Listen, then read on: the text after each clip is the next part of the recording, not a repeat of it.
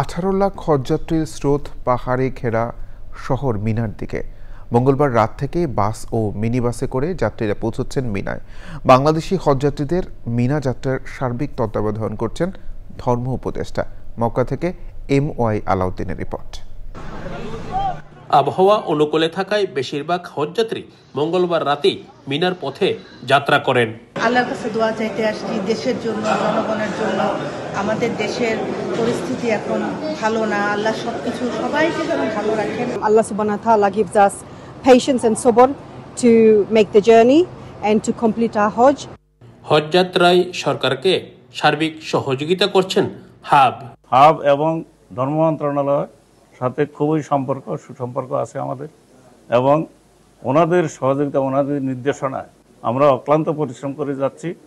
এটা শুধু আল্লাহর মেহমানদের জন্য।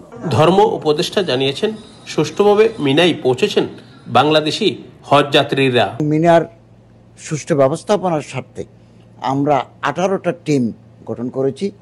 6টা পয়েন্টে তারা দায়িত্ব পালন করবেন। মিনায় অবস্থানকালে, আরাফাতে অবস্থানকালে, এমনকি মুজদালিফায় অবস্থানকালে কোনো হাজি যাতে চিকিৎসা সেবা থেকে বঞ্চিত না হন, আমরা ওখানে মেডিকেল টিমও আমরা নিয়োগ করেছি। হজের মূল আনুষ্ঠানিকতা বৃহস্পতিবার। কেউ বাসে, কেউ পায়ে হেঁটে, সবাই যাচ্ছেন আল্লাহর রাস্তায়। আল্লাহ তাআলা বিশ্বের বিভিন্ন প্রান্ত থেকে আগত হজযাত্রীদের হজ কবুল করবেন এই প্রত্যাশায় সৌদি আরবের মক্কা থেকে MY আলাউদ্দিন, চ্যানেল আই।